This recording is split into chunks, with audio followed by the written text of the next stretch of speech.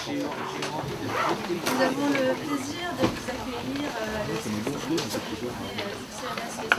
2015. Merci d'être venus si nombreux. Donc, je suis Sophie Normez, la directrice de la scolarité de cette école.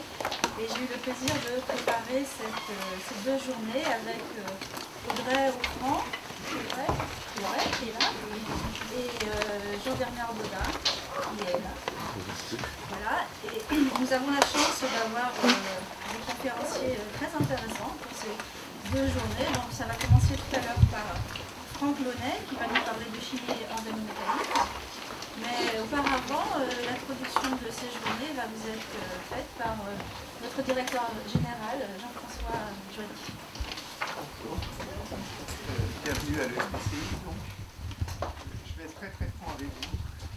J'ai travaillé pourtant une bonne partie de ma vie dans les labos de chimie et je ne connais absolument rien à la chimie organométallique. J'ai essayé de réfléchir hier soir. Le seul nom que ça m'évoquait, c'est Grignard. J'ai été vérifié sur Google. Et puis, quand même, parmi les labos de chimie où j'ai travaillé, il y avait des labos de chimie des polymères. Pour des raisons un peu compliquées, je connais la catalyse métallique des polymères et Sophie m'a dit ce matin que c'était de la chimie organométallique. Donc voilà, vous savez tout ce que je fais sur la chimie organométallique. Ce que je voudrais faire très rapidement, c'est vous parler un peu de l'ESPCI. Pour vous dire un peu les caractéristiques principales de l'ESPCI par rapport à d'autres écoles. Ce qu'on veut faire, nous, à l'ESPCI, c'est de l'enseignement par la recherche. Je veux dire, lier l'enseignement qu'on fait très fortement à la recherche. Alors ça a plusieurs implications. La première, et pour nous, la recherche est essentiellement expérimentale. Alors moi, je suis physicien théoricien, mais pour nous, la recherche est essentiellement expérimentale. Dans les 2 premières années, nos élèves ont la moitié de leur temps qui se passe en travaux pratiques. C'est la première conséquence. La deuxième, c'est qu'au sortir de l'école, beaucoup de nos élèves font des thèses. Il y a 65 à 70% des élèves de l'ESPCI qui font des thèses. Et pourtant, on est une vraie école d'ingénieurs. Ça veut dire qu'après leur thèse, ils vont travailler dans l'industrie. Il y a 80% des élèves qui vont travailler dans l'industrie. Donc ça, c'est vraiment notre force et notre caractéristique. Une deuxième chose à laquelle on est très attaché, c'est la pluridisciplinarité. Ça veut dire que nos élèves, pendant les 2 premières années, suivent des cours assez fondamentaux en physique, en chimie et en biologie. Donc on leur donne une culture très vaste. Et ce qu'on a envie de pousser, c'est la science à l'interface entre les disciplines, c'est-à-dire à l'interface entre la physique et la chimie. Et ça, c'est une marque de fabrique de l'ESPCI depuis des dizaines d'années, mais aussi à l'interface entre la physique et la biologie, ou à l'interface entre la chimie et la biologie. Alors bien sûr, ça c'est possible que si on a un centre de recherche très performant. C'est le cas depuis très longtemps. L'école de l'ESPCI est très fière des prix Nobel, la famille Curie, Pierre-Gilles de Gênes, etc. Mais ça continue et on essaye d'entretenir une tradition de recherche très forte parce qu'on veut que nos élèves puissent aller dans ces laboratoires et s'imprégner de la culture d'excellence de recherche qui se fait dans ces laboratoires. Une autre caractéristique de la recherche à l'ESPCI, en plus de l'interdisciplinarité, c'est que dans les mêmes laboratoires, on essaye d'aller de la science la plus fondamentale aux applications. Alors c'est une tradition, et le nom que j'ai envie de citer, c'est Paul Langevin. Alors Paul Langevin, c'était un physicien théoricien extrêmement célèbre. Il a travaillé avec Einstein sur les problèmes de relativité. Vous vous rappelez peut-être de vos cours de magnétisme, où on apprend la théorie de Langevin. Mais il a aussi fait des choses très appliquées, et quand on se promène dans les sous-sols là-bas, il y a un évier où Paul Langevin est censé avoir inventé le sonar. Donc la même personne, aller de la relativité jusqu'au sonar, et c'est un peu un beau modèle pour nous. Ça veut dire qu'on part de la recherche fondamentale, et puis on essaye d'aller jusqu'aux applications, et c'est les mêmes personnes qui font ça. Alors ça se fait dans des domaines comme les ondes, on a beaucoup de travaux sur l'acoustique ou sur l'optique qui débouchent sur des propriétés appliquées. Ça se fait beaucoup maintenant dans le domaine de la santé. Et vous avez peut-être vu en arrivant cette gigantesque bâche bleue qui vante la microfluidique. Alors la microfluidique, c'est un nom un peu compliqué pour l'étude de fluides dans des canaux qui ont des tailles micrométriques. Et les applications de ça se font beaucoup à la santé, au diagnostic par exemple. parce qu'on arrive à isoler des cellules dans des gouttes, à utiliser des gouttes comme des micro-réacteurs. Et il y a un certain nombre même de sociétés qui ont été fondées à l'ESPCI à partir de ces travaux en microfluidique. Donc on a ce centre de recherche, on essaye d'aller jusqu'aux applications, et puis une autre caractéristique de l'ESPCI, c'est tout ce qui est innovation. Il se prend énormément de brevets, il se crée énormément de start-up. On avait un slogan à un moment qui était une publication par jour, un brevet par semaine, et puis une start-up par an. Alors en fait, on fait plus qu'une start-up par an, on fait un peu plus qu'un brevet par semaine, il a fallu les recenser récemment. Donc si on compte les extensions aux pays étrangers, on fait un peu plus qu'un brevet par semaine, et puis le nombre de publications continue à augmenter. Et je crois que c'est extrêmement important d'associer comme ça la science fondamentale à la science plus appliquée. Donc voilà un peu ce qui pour moi font les caractéristiques de l'ESPCI. Je ne vais pas en dire plus là-dessus. Simplement un mot sur ces journées-là. On organise pas mal de conférences plutôt orientées sur la recherche dans l'école, ça on le fait régulièrement. On a assez peu de conférences comme ça et je crois que c'est un peu notre rôle aussi de partager la science avec des gens qui, comme vous, enseignent dans les classes préparatoires. Et je suis vraiment très très content qu'il y ait des journées comme ça. Alors il y en a une en chimie aujourd'hui, et puis il y en a une en physique dans une quinzaine de jours, ou quelque chose comme ça. Je crois que c'est bien et qu'il faut absolument que nous on continue à faire ce genre d'échange avec les professeurs de classe préparatoire. Voilà, je ne vais pas vous en dire plus, je vais vous laisser travailler sur la chimie organométallique et je vais vous quand même excuser parce que je serai obligé de m'absenter. Merci.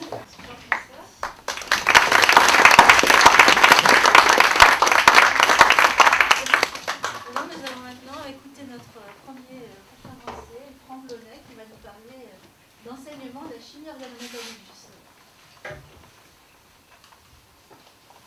Bien, bonjour.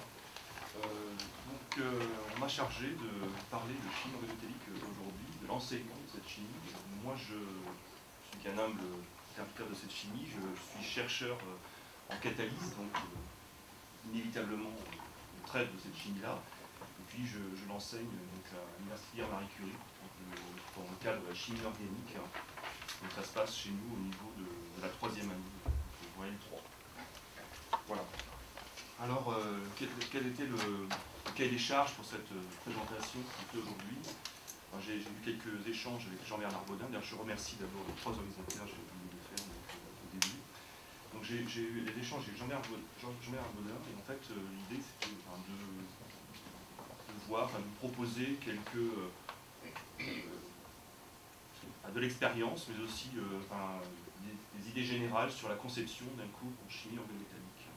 Alors j'ai conscience que j'ai l'impression que vous avez commencé déjà à faire cet enseignement-là cette année.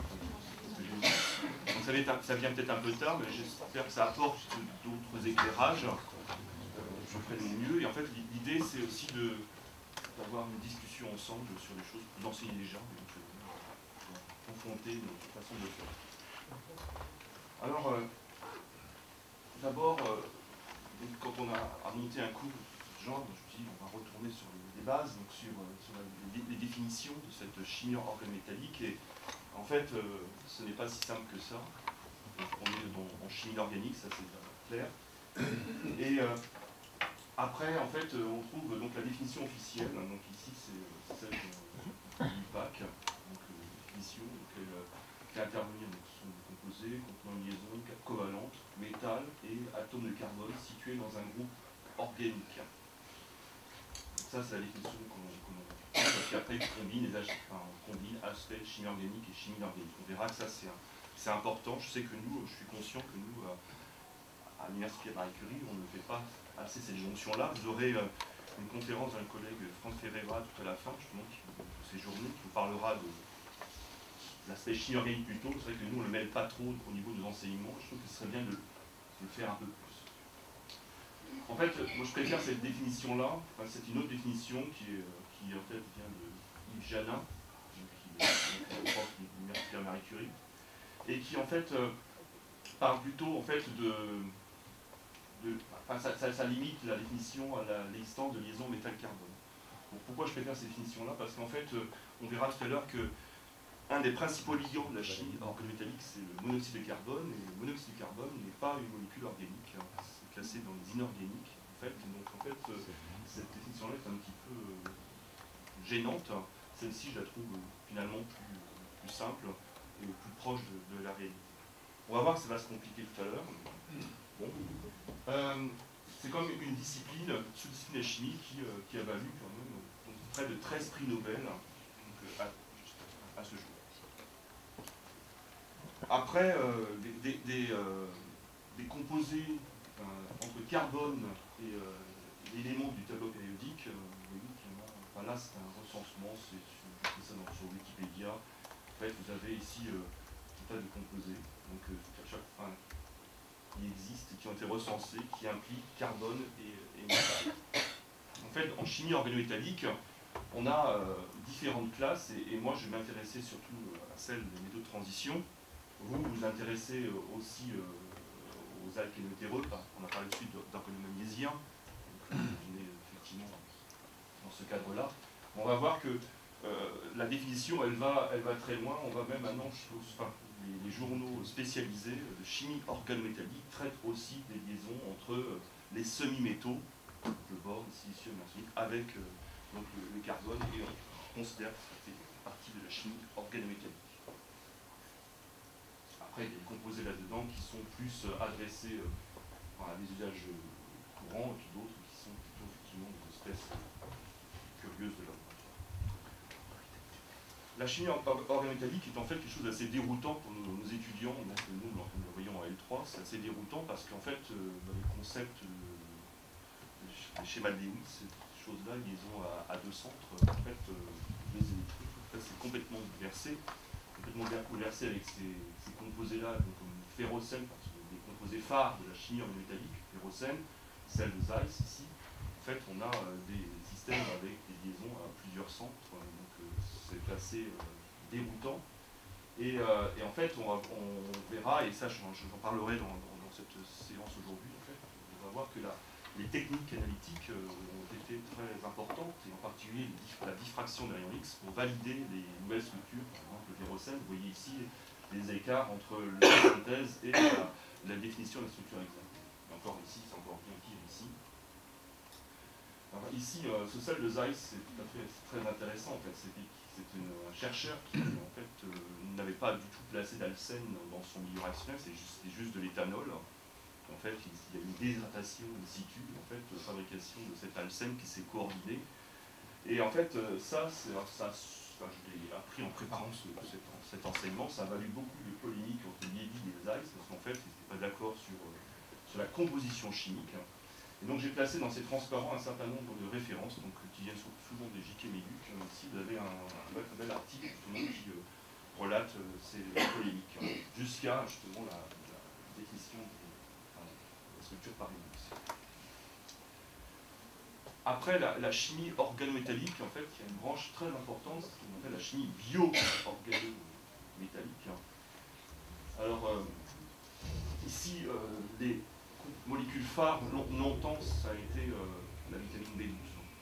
Cette vitamine B12 donc, qui mêle un centre actif cobalt. Ici, vous avez donc un macrocycle chorine. Et donc, cette molécule-là, en fait, a été isolée sous une forme de cyano. Il y a cyano pour la forme isolée. La caractérisation diffraction X a valu le prix Nobel donc, à la personne qui l'a découvert. Donc ici, vous avez en fait ici la formation de liaisons. Le reste, ce sont des liaisons cobalt-azote. Ici, et là, des liaisons cobalt-carbone. Donc soit ce carbone cyano, soit le carbone provenant du vêtement in situ, qui est in situ déoxyadénosine. Autre composé de la chimie organométallique, c'est les hydrogénases. Donc, ces hydrogénases sont particulièrement étudiées actuellement. Donc elles sont capables en fait de faire la réduction catalytique de 2H+ en H2, et inversement, les deux réactions sont très très étudiées. Et ici pareil, on parle de chimie bio-organométallique dans le sens où en fait, ici on a du monoxyde de carbone qui est présent donc, dans la sphère de coordination des métaux. On a le cas fer-fer ou le cas nickel-fer par exemple. Et ici pareil, vous trouverez des articles sur cette chimie bio-organométallique. Donc des collègues ici qui, de l'ENSCP, donc qui sont assez précurseurs dans le domaine. Alors ici, je n'ai pas parlé, enfin, mon problème en fait, c'est la distinction. Là c'est la chimie, on peut classer dans la bio-inorganique, mais en fait, là c'est la bio-organométallique dans le sens où on a des liaisons cobalt-carbone. Après, il y a tout un tas de composés de la chimie bio-inorganique qui n'ont pas cette liaison, que je n'ai pas vraiment traité dans ce cours. Et quand on regarde le programme, finalement, j'ai regardé hier soir le programme, et c'est vrai que c'est un peu ambigu dans le sens où en fait on parle de organométallique, puis après entre parenthèses on dit qu'on peut l'étendre donc à finalement tous les composés de transition. Enfin, donc tant qu'il y a un ligand à molécule organique, de type molécule organique par l'instant de coordination. Moi je suis beaucoup centré ici sur la chimie organométallique pure et dure.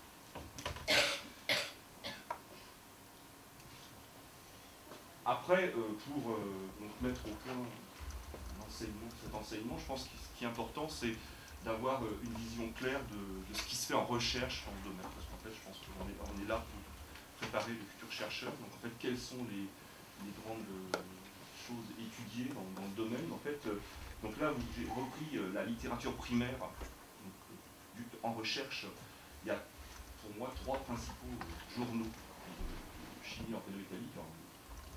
Organométallics, ACS. Là, c'est un journal donc, chez Elsevier, Journal of Organometallic Chemistry. Il y a le Dalton Transaction pour la société anglaise. Et en fait, ici, j'ai relu, en fait, en préparant ce cours, en fait, j'ai relu ce qu'on appelle les champs d'application des éditeurs, donc quand on veut publier dans ces journaux-là. En fait, j'ai essayé d'entremêler tout ça, et en fait, ressortent en fait, ces différentes choses. Les gens qui publient dans ces journaux travaillent sur ces aspects-là.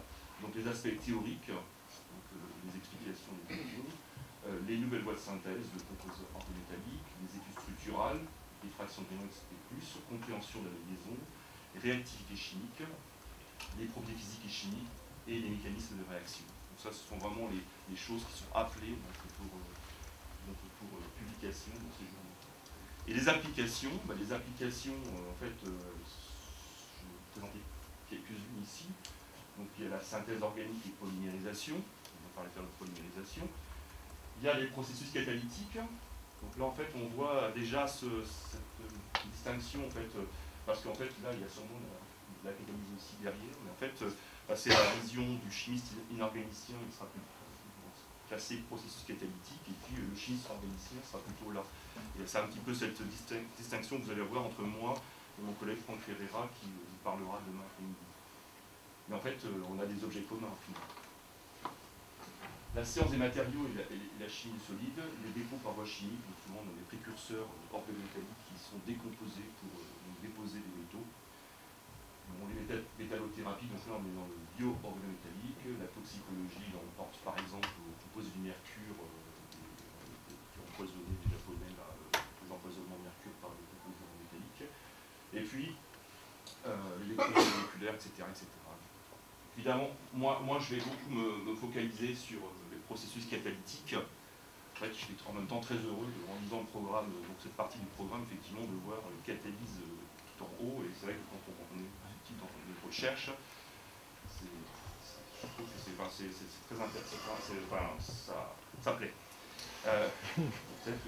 Mais parce qu'en fait, la catalyse, en fait, chez nous, à l'université, et dans beaucoup d'endroits, en fait, elle est vue surtout par l'aspect cinétique. Mais en fait, on ne rentre pas forcément dans les mécanismes. Je pense que justement, la chimie inorganique, celle que vous allez enseigner là, je pense que c'est un moyen d'amener les étudiants à bien comprendre ces aspects-là. Alors, là, je replace un petit peu donc, la catalyse, donc l'importance de la catalyse. Il y a marqué catalyse, chimie verte. Donc effectivement, la catalyse, c'est un des principes de la chimie verte, sur les 12 principes. Mais en fait, pour moi, en tant que chercheur dans ce domaine-là, il y a beaucoup plus de... En fait, la catalyse apparaît dans plein de principes. En fait, il y a plusieurs principes. Il y a un principe en soi, mais il y a d'autres principes qui disent qu'il faut économiser l'énergie. Donc là, par exemple, accélérer la réaction, faire baisser l'énergie d'activation, c'est aussi travailler à des plus basses températures. Donc la catalyse aide à ça aussi. Donc en fait, il y a le principe de catalyse, mais il y a aussi d'autres principes comme l'abaissement de l'énergie. Il y a des principes qui disent qu'il faut aller vers l'utilisation de nouveaux réactifs, donc des réactifs moins polluants. Donc, par exemple, ici, si je veux aller A plus B dans C, ben, je prends ce réactif B qui peut être polluant. Et si je veux utiliser un réactif D, eh bien, ce réactif D, souvent, enfin, on va voir que la condition de pouvoir l'utiliser, c'est d'avoir une catalyse, parce que ce réactif-là, il est un peu pas très réactif, et donc en fait, mais tant que c'est thermodynamiquement possible, en fait, on va trouver une solution en termes de catalyse. Donc ça, on verra tout de suite un exemple. Et puis, l'autre principe, un autre principe important, c'est un principe d'économie d'atomes, un principe où en fait, on veut fabriquer ce qui nous intéresse, et ce principe-là n'empêche que derrière, il y a encore de la catalyse, parce que on va en fait définir le catalyseur qui va aller sélectivement à l'espèce D plutôt qu'un élément CD, sachant que D, par exemple, est composé, on va en fait se débarrasser ensuite. Voilà. Après, là j'ai mis catalyse hétérogène ici parce que bon, je suis issu de ce type de catalyse. Et ça c'est un autre problème. Mais on est clair que si on peut en plus séparer le catalyseur du milieu réactionnel, c'est encore mieux. Alors là, j'ai placé un cycle catalytique, le premier de ces diapos. Donc là, l'idée, c'est justement d'expliquer un exemple important. Donc ici, c'est la valorisation de CO2, du dioxyde de carbone, ce gaz à effet de serre. Donc on ne sait plus ce que faire. Donc ce gaz à effet de serre-là, en fait, soit on l'enterre dans le sol, des projets de ce type-là, soit on le convertit en quelque chose d'intéressant. Donc quelque chose d'intéressant, ça peut être éventuellement par des processus de réduction successifs. De réduire le CO2 jusqu'au stade de l'éthanol, des choses qui sont intéressantes. L'éthanol ensuite est envisagé comme une source, comme un carburant. Voilà. Après, ceci dit, en fait, on peut réduire CO2 à méthanol, en fait, ça fait beaucoup d'électrons apportés, donc, et ça, en fait, c'est un sujet important actuellement qui est à l'étude. Et là, bon, là j'ai pris un exemple sur l'utilisation récemment, qui ici montre donc, un cycle catalytique. Donc en fait la réaction est là. Voilà. Donc là l'idée en fait ici c'est de présenter ce cycle et de dire que c'est important. Enfin moi je sais qu'à l'université ces cycles catalytiques, même si en fait on ne comprend pas forcément le détail de ce qui se passe à l'intérieur, ces cycles catalytiques je les introduis dès le L1.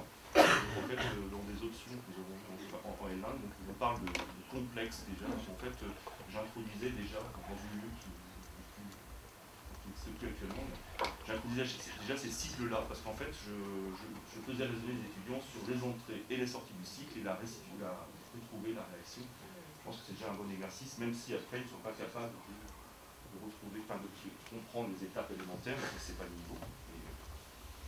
Déjà une bonne idée. Enfin, le cycle catalytique est important.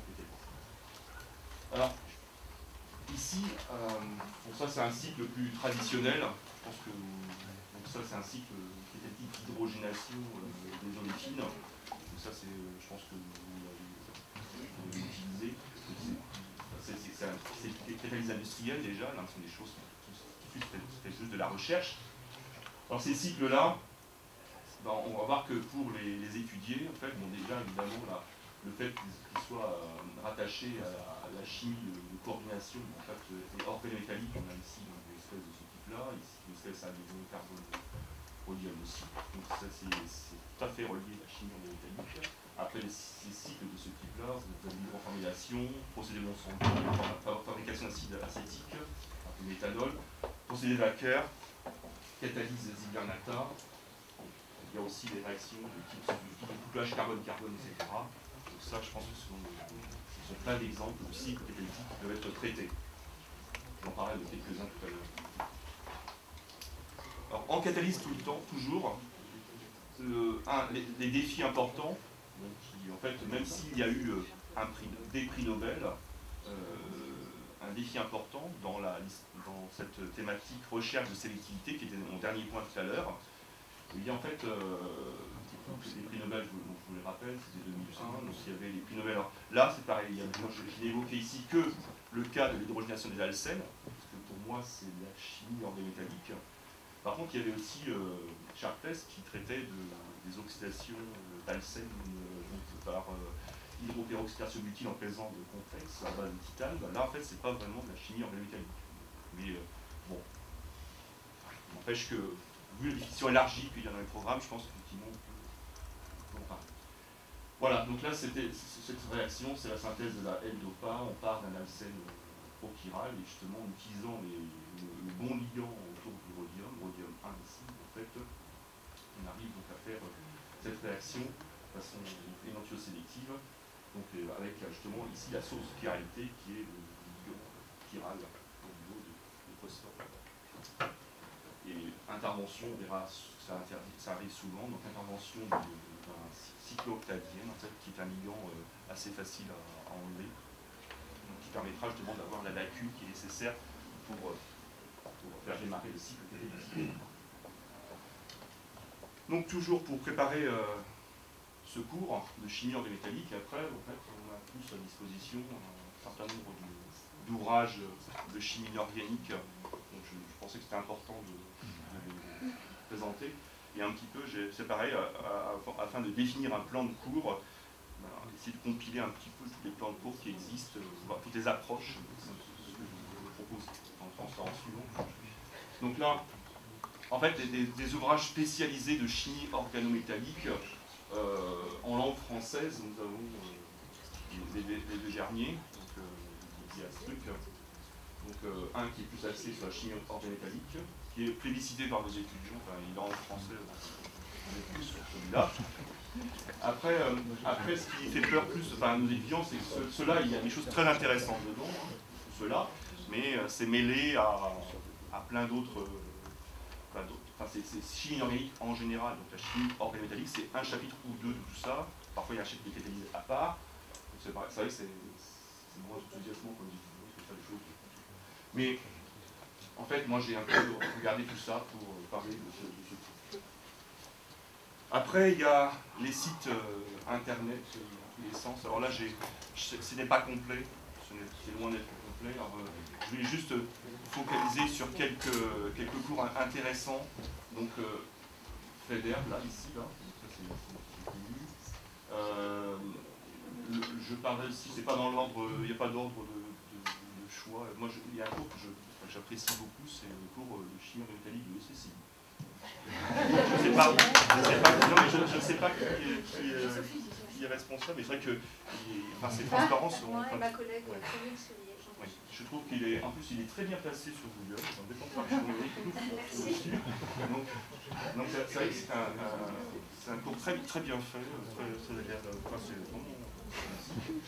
Et bon, alors nous, à l'UPMC, on a aussi un cours. Lui, ce ne sont pas des transparences, c'est un cours rédigé. Donc qui date un peu, lieu n'explique plus, mais qui est toujours sur le site web. Et donc, les données sont toujours. Alors, après, toujours pareil, en préparant cet enseignement, enfin cette séance aujourd'hui là, bon, après j'ai regardé un petit peu au niveau américain, enfin au niveau du Journal of Chemical Education, en fait, vous avez des sites, un site qui s'appelle Viper. En fait, un site où il y a plein de mises en commun d'exercices, de transparents, de profs. Là, justement, c'est plutôt réservé aux États-Unis, j'ai l'impression. Et c'est pas mal fichu, je ne sais pas, je n'ai pas tout exploré. On parle à la travaux pratiques, donc voilà. Et puis après, vous connaissez évidemment ces sites-là. Et la chimie organométallique aussi, elle est caractérisée par. Elle est très active, en fait, ça c'est très intéressant. Il y a des chercheurs dans le domaine de la chimie organométallique en fait, font ce qu'ils appellent des cahiers bibliographiques. En fait, il y a plusieurs chercheurs en France, dans différents laboratoires, en fait, qui épluchent la littérature primaire, en fait, en font une petite restitution. Et il y a des publications de cahiers bibliographiques. Et ces cahiers bibliographiques étaient avant publiés, c'était en format papier, maintenant c'est devenu le format assez web, en fait, c'est sur ce site-là. Voilà. Après, donc maintenant le plan de cours. Alors, le plan de cours, ça c'est le plan de cours que nous utilisons à l'Université Pierre-Marie Curie, avec ma collègue, en fait, la responsable de l'unité d'enseignement, c'est Anna Faust. Et ça c'est le plan de cours que je suis. Alors nous avons décidé à l'université de traiter, et c'est un peu difficile pour les étudiants, de traiter en fait la chimie des complexes globalement. C'est-à-dire qu'on mêle la chimie des complexes par ordination classique à la chimie organométallique. Et on a essayé de faire reclasser tout ça dans quatre grandes parties. Alors ces grandes parties, en fait, j'ai mis en rouge ici, en fait, qui intéresse la partie plutôt organométallique de la chose. Et puis il y a des concepts qui sont plutôt chimie de coordination classique, et du coup ça s'entremêle les uns les autres. Donc, et en fait, finalement, en regardant ces différents ouvrages que nous avons à disposition, en fait, on voit que finalement, en général, sont traités l'étude des ligands, l'étude des liaisons, c'est parfois séparé ou c'est ensemble, l'interaction métal-ligand. Après, important à voir, c'est la règle des utélélectrons, le décompte des électrons, le nombre d'oxydations, ça c'est très important pour bien étudier les cycles, etc. On en parlera tout à l'heure. Après, faire passer le concept de l'activation des ligands, donc ça, une molécule est coordonnée sur un métal, en fait, ça va l'activer pour la suite. Et puis après, si elle est activée, en fait, il y a des réactions envisageables entre ces molécules, donc on est à ce stade-là.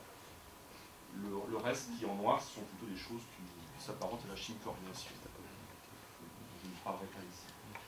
Et puis tout ça, en fait, concerne des espèces en général mononucléaires, et puis en fait, nous, on aborde ensuite les polynucléaires. Il ne faut pas oublier que cette chimie des complexes mononucléaires, binucléaires est à la base, en fait, de l'élaboration d'espèces de nanoparticules éventuellement, puis une synthèse de matériaux après, donc c'est un pas vers le matériau. Alors, en fait, comment en fait, on fait passer auprès de nos étudiants la distinction entre la chimie de coordination classique et la chimie organométallique? En fait, on l'introduit comme ça, en fait, c'est une histoire de, finalement, d'acidobasicité. En fait, les ligands, on les approche au départ comme étant des bases de Lewis, comme si c'est tout à fait exact. Et donc, les métaux, les centres métalliques, sont des acides de Lewis. L'idée après, c'est de voir que, comme vous savez, il y a cette théorie, HSAB, acide dur, base dure, acide mou, base molle, donc qui en fait est une théorie, enfin, c'est plutôt empirique, ça, c'est un classement empirique des choses. Donc, là, on a catalogué les acides durs, les mous, les borderline, etc. Et ici, en fait, vous avez ici, en fait, là, on sait qu'un acide dur réagira mieux avec une base dure, et puis un acide mou avec une base molle. En fait, ici, tout ça, c'est lié à des histoires de recouvrement. En fait, le recouvrement acide mou, base molle, un recouvrement en fait, qui est essentiellement orbitalaire, c'est un recouvrement, il y a de la stabilisation par rapport aux états de départ, on stabilise. Alors que ici, le recouvrement, la réaction entre acide dur et base dure, en fait, il n'y a pas beaucoup de recouvrement, on a des niveaux très distingués. Là, vous avez ici, je vais vous expliquer ici, ça c'est la homo de la base, donc il y a l'électron. Là, c'est la homo de la base molle. Là, c'est la lumo de l'acide, et là, la lumo de l'acide. Donc, on voit ici donc, les positionnements des uns et des autres. Et donc, ici, on voit que là, vous avez une interaction qui sera essentiellement électrostatique entre les deux. Il n'y a pas beaucoup de recouvrement orbitalaire. Et ici, vous avez plutôt du recouvrement orbitalaire. Et donc, quand on a affaire à la chimie organométallique, on a des ligands qui sont essentiellement des ligands carbonés. Donc, en fait, ils s'apparentent plutôt à des bases molles. En fait, plutôt dans cette catégorie-là, par exemple le cyanure, alors je n'ai pas le dessous, on est plutôt au niveau des bases molles. Et les acides, en chimie organométallique, on verra que les métaux sont plutôt bas degré d'oxydation. Bas degré d'oxydation, on peut avoir même du -1, -2, 0, 1, 2, etc. Donc en fait, on a des métaux peu oxydés. En fait, dans le classement des acides, en fait, peu d'oxydation, en fait, ça nous ramène à des choses qui sont plutôt molles. Voilà. Donc en fait, auprès de nos étudiants, on dit qu'en gros, les ligands classiques, qui sont en fait souvent les ligands à base d'azote, d'oxygène par exemple, en fait, ce sont plutôt des ligands qui sont plutôt durs, et avec des métaux qui sont plutôt durs parce que plutôt de l'oxydation. Et puis la chimie métallique, ça s'adresse plutôt à des ligands mous avec des bases molles, métaux. Enfin, voilà. Alors, après, là, je rentre peut-être dans des choses que justement je traiter. Vous direz si c'est trop long, je ferai moins long. Donc là, j'ai décidé de parler d'un exemple de ligand. Pour moi, je pense que le monoxyde de carbone, c'est les ligands, on ne peut pas passer à côté. C'est vraiment un ligand important de cette chimie-là. Et il permet effectivement de véhiculer tout un tas de choses au niveau enseignement. Donc déjà, l'importance des diagrammes d'orbital moléculaire que l'on va tracer, dans votre programme, donc on part des diatomiques jusqu'au chemin complexe. Donc là, on voit l'importance de reprendre ces diagrammes-là pour comprendre les phénomènes de complexation. Donc là, vous avez un diagramme classique, donc une oxyde de carbone. Donc ce diagramme-là, apparemment, donc il n'est pas attendu qu'il soit tracé. C'est un diagramme qui est ici, qui est corrélé. Donc, vous avez ici l'inversion entre le niveau sigma et le niveau pi. Donc ici, le diagramme est rempli avec donc les 10 électrons. Ça vous donne un diagramme qui a une homo ici, donc avec un doublet, et c'est une homo de nature sigma. Et puis là, l'humo au-dessus, donc en fait, là, donc, qui est de type pi étoile. Et ici, j'ai représenté ici les formes des orbitales. C'est pareil, j'aurais pu prendre ici, en fait, je pense que vous avez tous été éveillés à l'utilisation de l'orbimol, qui est mise au point par mon collègue universitaire à Marseille, Patrick Schacker. Bon là, j'ai utilisé une autre base d'orbital, voilà. C'est une base qui vient de Cambridge, en fait, c'est une site là aussi. Toujours aller chercher. Donc voilà. Donc là, on voit l'important, ce qui est important ici à retenir, c'est en fait la forme des orbitales et le point important que l'on a au niveau du carbone. Là, c'est le carbone, là, c'est l'oxygène. On a un point important au niveau coefficient. Les coefficients sont plus importants là, sur le carbone que sur l'oxygène, et ceci au niveau de la homo et de la lumo. Donc c'est important parce qu'en fait, ce diagramme d'orbital moléculaire permet de comprendre que le CO va se coordonner par le biais du carbone, puisque les listes ne permettent pas de comprendre. Déjà, l'apport du diagramme, c'est ça. Donc après, l'approche, je sais que c'est traité, l'approche, ici chez nous, c'est de voir, avant de passer au diagramme d'orbital moléculaire complet, donc MN6, c'est de considérer les choses liaison par liaison. Donc là, évidemment, là je m'intéresse à la liaison, ce qu'on appelle un diagramme d'orbital partiel finalement, c'est la liaison métal-CO. Les autres figurants, je les mets de côté pour le moment, et je m'intéresse à ça. Donc là, on retrouve mes deux orbitales que j'ai évoquées précédemment, qui sont schématisées ici. Et puis en face, on retrouve le métal. Le métal, donc, qui, ça c'est simplifié. Là, vous avez les orbitales, on appellera tout à l'heure les T2G, d'accord, les XY, les YZ, les XZ. Et puis ici, vous avez là, on va dire un lobe qui en fait peut être une combinaison entre S, P et D, donc le D qui reste là. Et donc tout ça, en fait, ça peut donner lieu à des recouvrements. Donc là, en noir, j'ai le recouvrement sigma avec le lobe carbone ici, et en rouge, les recouvrements pi, donc avec ce système-là. Donc avec au final, donc, la mise en évidence de la possibilité de formation d'une double liaison entre le métal et le carbone. Après, nous, on n'oublie pas quand même de faire des allers-retours entre les diagrammes d'orbital moléculaire et les WIS. Et on peut effectivement écrire en Lewis la coordination de CO sur un métal, comme ceci. Voilà. Donc ça, moi je dis que c'est aux étudiants, c'est la forme 100%, s'il n'y avait que de la sigma donation, je ne vais pas évoquer nous, mais ça c'est la sigma donation aussi. En fait, on aurait cette formule-là. Et puis si on avait 100% de rétrodonation, on aurait en fait cette autre formule-là. C'est en fait les limites du système, 100% d'un côté, 100% de l'autre. Ici, je montre aux étudiants aussi que là, on a 1, 2, 3, 4, 5 doublets. Ici, on en a 6 maintenant. Dans ces doublets-là, il y a des électrons qui viennent du métal qui sont à ce niveau-là. Donc ça, je trouve que c'est important de faire cet aller-retour entre orbital moléculaire et Après, les techniques sont importantes. On a parlé de la diffraction de l'analyse tout à l'heure, mais l'infrarouge est aussi particulièrement important. Et je pense que c'est une technique qui est plus à la portée expérimentale, donc au niveau des classes préparatoires, juste en UKBR, ça se fait sans problème. Après, on verra que parfois il y a des limitations au niveau des appareils, on en parlait tout à l'heure. Là, en fait, il y a aussi une autre limitation. C'est une utilisation intéressante de l'infrarouge pour en fait distinguer les isomères. Donc en fait, évidemment ça ne peut pas être traité parce qu'il faut avoir des notions de théorie des groupes. Donc si on a la théorie des groupes, après on sait quelles sont les vibrations actives pour le CO. Et donc là, ici, dans ce cas de figure-là, vous avez un complexe, donc ce sont des complexes de type L2CO4, donc métal CO4. Donc ici, ça c'est ce que dit la théorie, une bande attendue à ce niveau-là, et ici 4 bandes attendues pour ce complexe-là.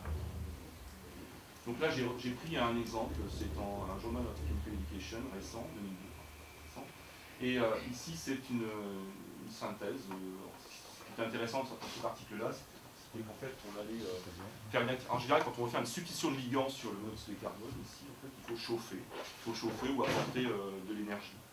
En fait, on apprend un peu d'énergie, on arrive à faire partir un CO.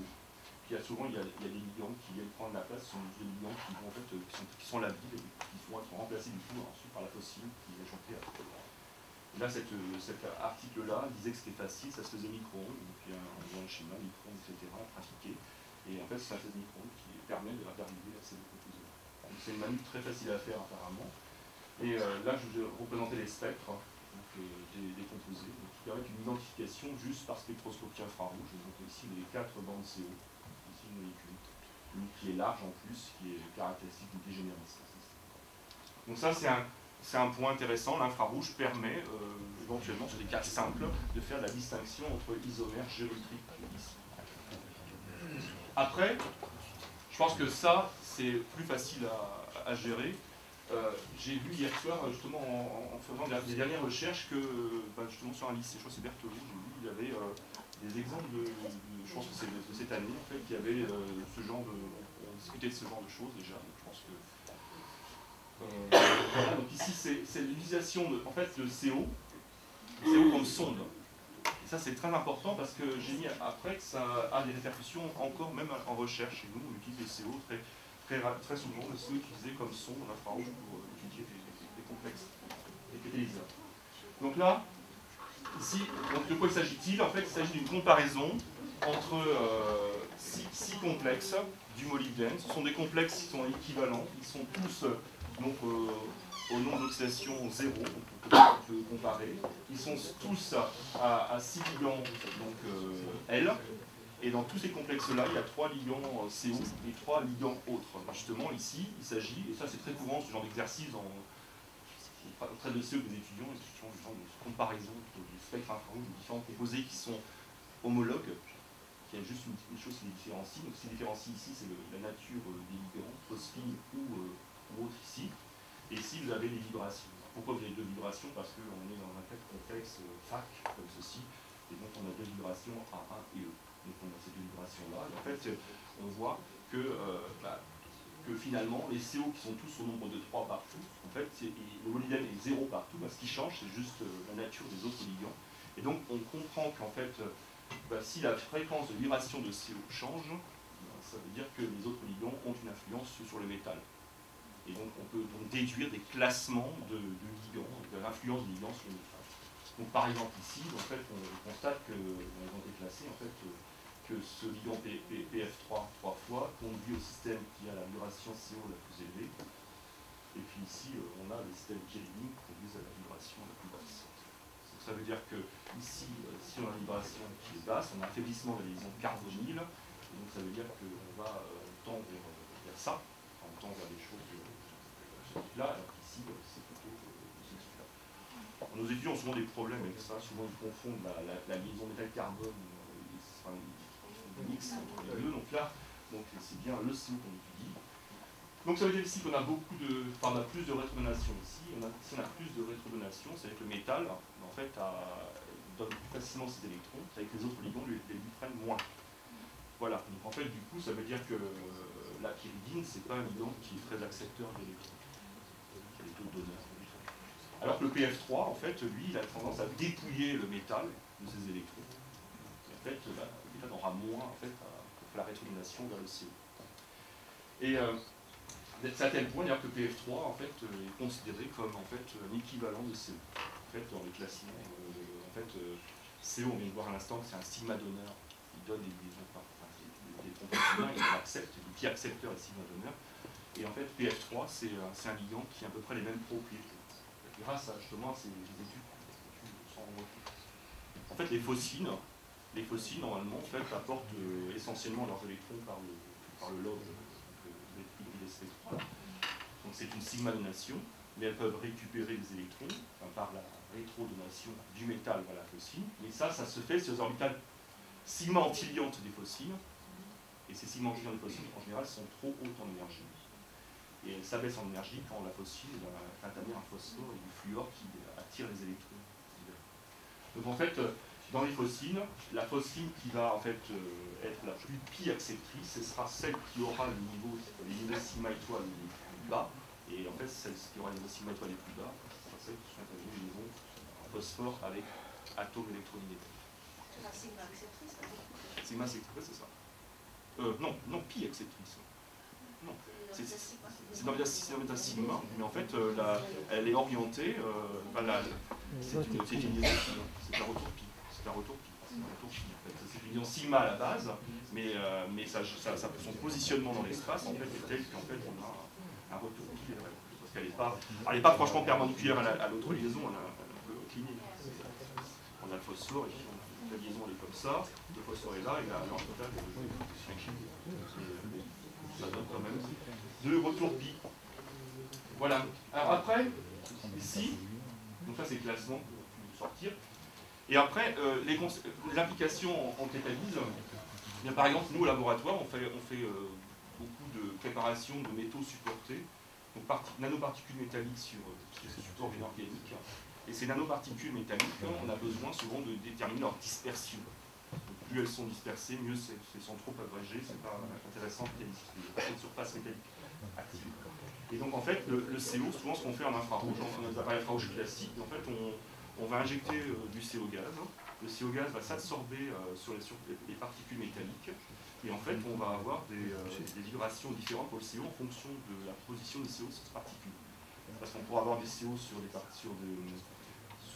un atome. On pourra avoir des CO qui sont pontés entre deux atomes. En fait, au niveau atomique, il y a des CO mono-accrochés ou accrochés sur deux métaux. Et tous ces CO-là, en fait, on peut tous ces CO-là, on peut les comptabiliser par l'absorption, en infrarouge.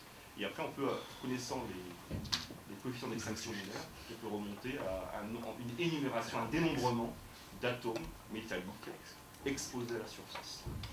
Et sachant le nombre d'atomes métalliques que nous avons introduits dans le système, il faut savoir ceux qui sont à la surface des particules et ceux qui sont dans le cœur. Et donc on a accès comme ça à une surface métallique accessible et donc dispersion du métal à la surface. Donc ça c'est par le CO. Par autre exemple intéressant, ce sont les gens qui préparent des nanoparticules métalliques qu'on appelle cœur coquille. Donc c'est qu'on a un métal au cœur et un autre métal sur le pourtour. On peut faire ça. Et en fait le CO est un moyen d'investiguer. En fait, savoir qu'on a vraiment fait ça, c'est pas évident. Microscopie, c'est pas évident. Et bien en fait, l'utilisation de CO est très intéressante parce que le CO avec un métal aura telle vibration, avec un autre métal telle autre vibration. On peut donc savoir comme ça, si c'est aussi simple que ça, on peut savoir en fait si on a vraiment de cœur coquille ou un alliage qu'on peut faire. Alors, toujours dans les techniques, en fait, il y a l'ARMN aussi. Je pensais que c'était quelque chose qui pouvait être exploitable. Et l'ARMN, en fait, ici, sur le complexe, j'ai pris l'exemple classique connu du complexe de Toubas, qui est en fait un complexe donc, du tungstène. On a 3 ligands CO là, et puis on a 2 phosphines bien encombrés. Et puis ici, vous avez le dihydrogène. Et ce complexe-là, c'est un complexe, en fait, alors, le problème de la complexation du dihydrogène, c'est de savoir est-ce qu'on est dans ce cas de figure-là ou dans celui-là. Alors, j'ai l'impression que ce n'est pas au programme, cette formulation de sigma, Mais en même temps, je trouve que c'est dommage de ne pas... Enfin, c'est quand même... Quand on parle d'addition oxydante de H2 sur un métal, on a bien, à un moment donné, sur le passage par cette espèce-là.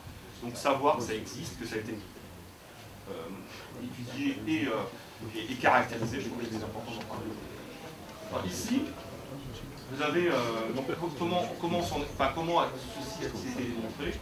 Ça a été démontré déjà par la diffraction dans l'hydrogène. L'hydrogène, c'est pas évident. Souvent, c'est par les neutrons qu'on passe parce que la diffraction d'un X, l'hydrogène est trop petit. Donc là, en fait, on voit ici que le HH ici, qui est ici, en fait, a une distance de 0,84 angstrom. Ça, c'est la distance qui est mesurée dans ce cadre-là. Et quand on prend la molécule d'hydrogène seul, on a cette distance de 0,74 angstrom. Donc, en fait, l'interaction de H2 avec le tungstène a allongé la liaison. Et cet allongement de liaison, on va voir tout à l'heure, s'explique très bien au niveau orbitalaire. Parce qu'en fait, justement, on va voir qu'il y a une rétrodonation qui va affaiblir cette liaison-là. Donc ça, c'est une preuve par les rayons X. Il y a une autre preuve qui est assez jolie, c'est la preuve par le couplage RMN. Donc ici, par exemple, ce qui a été fait, on a remplacé H2 par HD, hydrogène deutérium. Et en fait, donc, on a complexé donc, le HD à la place de 2. Et on a étudié en fait, les déplacements chimiques du nouveau composé. Donc là, en fait, on va retrouver des déplacements chimiques. Alors ça, c'est caractéristique des hydrures. Enfin, donc des systèmes donc, qui sont plutôt donc, pas comment dire, négatifs. Mais l'important, c'est plutôt l'existence d'un couple. C'est le couplage qui nous intéresse. C'est le couplage entre H et D. Parce que l'hydrogène et le deutérium peuvent être couplés. Le deutérium, son spin nucléaire est de 1. Donc en fait, si on a un couplage avec un voisin, en fait, on a un triplet. Le triplet, c'est un triplet qui a cette forme-là, 1, 1, 1. Et en fait, ce couplage-là, dans le cadre de ce complexe-là, il vaut 33S.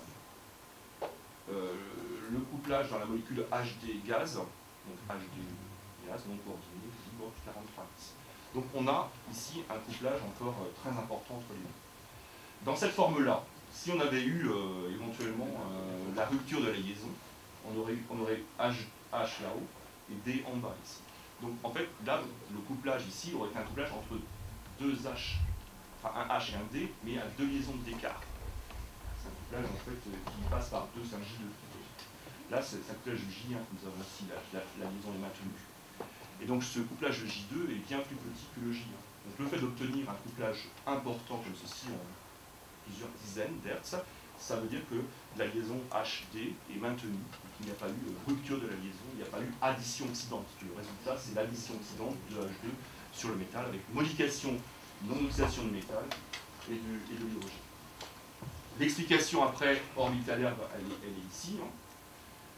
Donc on a ici l'équivalent à ce que j'ai dit tout à l'heure, c'est retrouver ici l'orbital D, ici c'est l'hybride, donc là c'est autrement, c'est l'hybride SPD restante. Ici vous avez la homo d'hydrogène qui est occupée, la homo du d'hydrogène c'est une sigma étoile.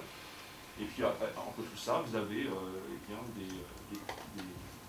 recouvrements possibles entre celle-ci et la sigma. Donc ça se voit à ce niveau-là. C'est ce recouvrement-là. Vous avez la sigma. Sur le même schéma ici, on a représenté la sigma du d'hydrogène et la sigma étoile. Sur le même schéma. Donc là, on voit bien qu'il y a un recouvrement axial. Si je prends cette liaison-là, métal, centre de la liaison ici, vous avez un recouvrement axial entre ce lobe-là, celui-ci, et ce lobe-là, celui-là. C'est un recouvrement qui c'est dans l'axe de la liaison. Donc ça, c'est la liaison sigma. Et puis après, vous avez un recouvrement latéral. Le latéral, en fait, il se fait entre les lobes, ici, là, et cela. C'est un recouvrement latéral. Et donc, si le recouvrement latéral l'emporte sur l'axial, en fait, vous allez avoir un remplissage et vous allez avoir la rupture de la liaison de H' ici. Parce que la conséquence, en fait, finalement, le retour, ce qu'on appelle ici le retour pi, ici, c'est apport d'électrons du métal vers l'antiliante du hydrogène. Et un retour d'électrons vers l'antiliante du hydrogène, c'est-à-dire qu'on va rompre, on affaiblit. Plus le retour pi est important, plus ce retour pi, il va être très dépendant de la sphère de coordination du métal. Et plus ce retour pi est important du métal vers le hydrogène, plus on va remplir l'antiliante. Et si on remplit l'antiliante du hydrogène, en rond et d'hydrogène. En fait. C'est ça le 100% de rétrodonation. Et ce complexe-là, son mérite justement, ça a été d'éviter la trop forte rétrodonation en choisissant le bon choix de ligand. Et on voit effectivement ici qu'il y a beaucoup de ligands CO. Ligands CO qui sont des petits accepteurs. Finalement, ça permet justement, c'est un bon choix de faire des coordinations pour illustrer la chose. Après, ça c'est plus au niveau programme, donc je ne vais pas trop loin dessus, c'est d'Iwar Chat Denkenson. Donc ici, c'est la coordination des alcènes, des systèmes pi. Donc là, en fait, avec les vérifications. Après, ça ressemble à ce que je viens de dire à l'instant, sauf que maintenant, on aura une liaison sigma, c'est une liaison pi. Donc là, on prend la liaison pi de la LCN. Donc ça, c'est la homo de la LCN. Et puis, on prend une antiliante de la LCN, la homo, on la fait réagir avec l'orbital correspondant. Voilà. Donc après, ça peut... Alors c'est pareil, hein, après il y a tous les exercices possibles. Évidemment, plus le retour pi de l'alcène, donc du métal vers l'alcène, plus le retour pi est important, évidemment, plus on va affaiblir, plus on va remplir, mettre des électrons dans le figure de l'alcène, donc du coup la liaison elle va se rapprocher d'une simple, on va avoir en fait un allongement de la liaison de l'alcène. Très souvent, on a des exercices où on mesure par diffraction de rayon X les allongements de liaison d'alcène lorsqu'ils se coordonnent.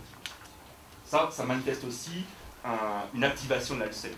Intérêt pour la pétélyse. Là, après, ce sont des choses équivalentes. Après, on complique la chose, on passe au système polyène. Donc, avec les polyènes ici, on a donc le jeu d'orbital pi, donc du système polyène. Et puis ici, en face, vous avez toutes les liaisons du métal, donc qui vont former, dans certains cas, des liaisons sigma ici. Alors là, il faut prendre comme axe de liaison l'axe montant, l'axe de Z ici. Donc, coordination de ceci, cela, avec ces lobes ici. Et puis, vous avez ici des liaisons pi.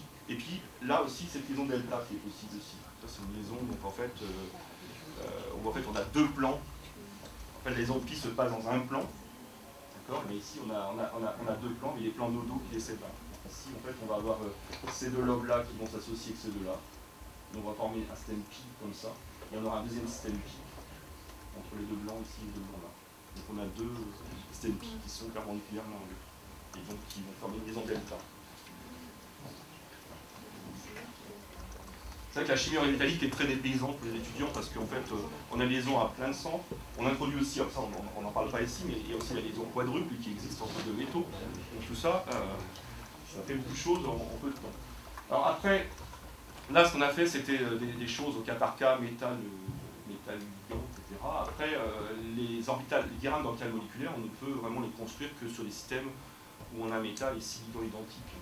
C'est vrai que c'est pas la réalité vraiment. Souvent, on a des complexes avec plein de ligands différents. Donc en fait, c'est vraiment simplifié. Bon. Donc là, en fait, c'est un diagramme classique pour les systèmes avec des ligands qui sont juste au sigma d'honneur. Ici, on retrouve les appellations de l'orbital selon la théorie des groupes. Et puis ici, vous avez ici le système métallique. Et l'important des étudiants, c'est peut-être, nous, ils ne construisent pas ce diagramme, mais enfin, c'est bien de les faire utiliser ce diagramme-là, puis aussi de montrer que cette règle de construction qu'on appelle la combinaison linéaire d'orbital atomique, là, qui dit que le nombre d'OM est égal au nombre d'orbitales mises en jeu, se retrouve ici aussi. Bon, après, ça, je pense que je vais un peu aller plus vite là-dessus, parce que je pense que c'est des choses que vous avez traitées. Donc ça, c'était, en fait, nous, en fait, on ne le faisait pas. En fait, cette année, on a introduit ça en fin de L2. En fin de L2, sur le L2 et le L3. Donc, enfin, nous, en L2, classiquement, on faisait le champ cristallin. Et en L3, on démarrait justement plutôt orbital moléculaire. Et là, on a décidé cette année de faire montrer la relation entre les deux théories. Donc ça, c'est un peu ça qui était l'ordre du jour. Justement, je me suis posé une question. J'ai l'impression que le champ cristallin, c'est une question que je pose. Le champ cristallin, vous n'en parlez pas. Ça m'a paru très. Donc en fait, c'est-à-dire que j'ai lu j'ai trouvé un ouvrage de cours là, qui effectivement fait des allusions sans donner le mot justement. D'accord. Bon, le mot n'était pas cité. Bon. je pense que c'était fait en première année, et j'ai regardé hier soir et je n'ai pas retrouvé non plus. Bon, d'accord. Alors, parce que c'est vrai que c'est sympathique cette petite théorie-là, mais après c'est des autres temps.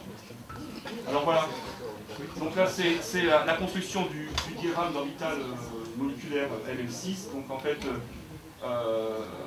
avec donc ici la participation, enfin, on fait appel ici à la symétrie d'atomes terminaux, en classe de groupe, comme ça, en fait c'est une combinaison bien précise, et on a donc sur ce transparent, sur le suivant, donc là on fait appel au TNU, on a 3, après on fait appel au EG, donc il y en a 2 comme ça, et en face à chaque fois on montre les recouvrements que l'on peut avoir, et le résultat donc c'est ce diagramme là.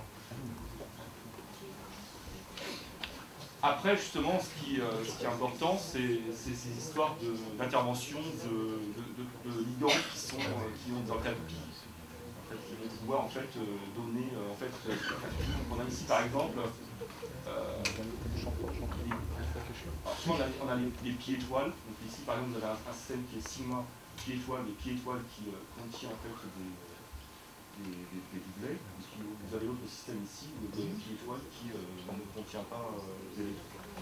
Donc ça, effectivement, ça a des conséquences sur le niveau là. En fait, je vais revenir sur le niveau là. En fait, ici, on montre que classiquement, quand on a des ligands qui sont purement sigma-donneurs, en fait, le niveau T2G ne trouve pas à côté de quoi se recouvrir, puis les non-lions, on a cet écart-là, qui est en fait un écart important.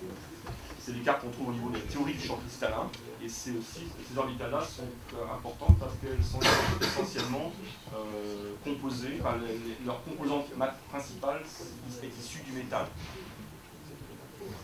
Donc là on voit effectivement que dès que le ligand a un système qui peut donner du recouvrement pi, et en fait on a parmi ces orbitales-là, des orbitales qui sont de type T2G, qui vont pouvoir se recouvrir avec les 3 qui étaient restés à ce niveau-là au départ. Et en se recouvrant, en fait, on va avoir de nouveaux systèmes ligands-anti-ligands. Si le ligand est pi donneur, et bien en fait, cet orbital-là va être rempli des électrons venant du ligand. Et donc l'éclatement du champ cristallin, il est ici. Et donc finalement, il a diminué. Ici. Donc ça, ce sont les champs faibles en théorie du champ cristallin. Et puis, si maintenant on prend un ligand qui a un orbital pi, mais vide, ici par exemple, eh bien on va avoir du T2G qui pourra se recouvrir avec le T2G qui est ici, on aura cet écart-là, sauf que ces orbitales-là ici, T2G, ne sont pas remplis d'électrons, puisque le ligand n'en a pas ici. Et donc en fait, ce sont des électrons du métal qui viendront s'y positionner. Et l'éclatement du champ cristallin, il est comme ça. Et du coup, en fait, cet orbital-là, elle est descendue, donc on a une augmentation de l'écart, et donc le champ il est fort. Donc champ fort, champ faible. Donc après nous, on fait, au niveau du cours, on fait la liaison avec la théorie du champ cristallin en général, que je vais rappeler pour cette formation. Donc en fait, et c'est vrai que la théorie de l'orbital nucléaire, son avantage, c'est qu'elle permet quand même d'expliquer la série spectrochimique, pourquoi tes ligands est champ fort, pourquoi tes ligands est champ faible. Et ça, c'est un avantage important de la théorie de l'orbital nucléaire. Après, on a vu les liaisons métal-ligand, maintenant il y a la règle des électrons. Alors j'ai l'impression qu'elle n'est pas au programme, hein. Je ne l'ai pas vu, mais en fait donc, en fait, j'ai compris en regardant le programme que ce qu'on demande, c'est de savoir déterminer un taux d'oxydation. Non. Variation. Variation. Bien. Alors, c'est vrai que pour étudier les cycles électriques, c'est quand même bien de pouvoir. Alors, en fait, là, la règle des électrons, déjà, il y a un petit problème, c'est que la règle des électrons, c'est pas vraiment une règle qui est très suivie. En fait, c'est pour ça qu'en fait, avoir le mot règle devant, c'est embêtant. En fait, il y a plein de complexes qui ne la suivent pas. Déjà. Pourquoi des électrons? Parce que on est sur la 4e période, enfin, on a une S, 3P, 5D, 18 maximum, sémantique, etc. Donc c'est des électrons qu'on va attendre. On va voir que le diagramme d'orbital moléculaire, justement, son avantage, ça permet d'expliquer pourquoi dans certains cas on aura 20 et quelques électrons, pourquoi dans certains cas on se limitera à une douzaine. C'est pratique. Là, il y a 12 par exemple d'électrons dans ce cas-là. Le diagramme d'Octave-Lockyer n'expliquera pas tout. On verra que pour le respect de la règle des 18 électrons, il y aura aussi des problèmes d'encombrement sur le métal. On ne pourra pas apporter au métal trop de lions. À un moment donné, ça sera encombré. Voilà. Donc après, moi, on raisonne classiquement, on trouve ces deux façons de faire. Donc le modèle ionique, le modèle covalent. Alors j'ai mis une définition qui est un peu ma définition. Donc en fait,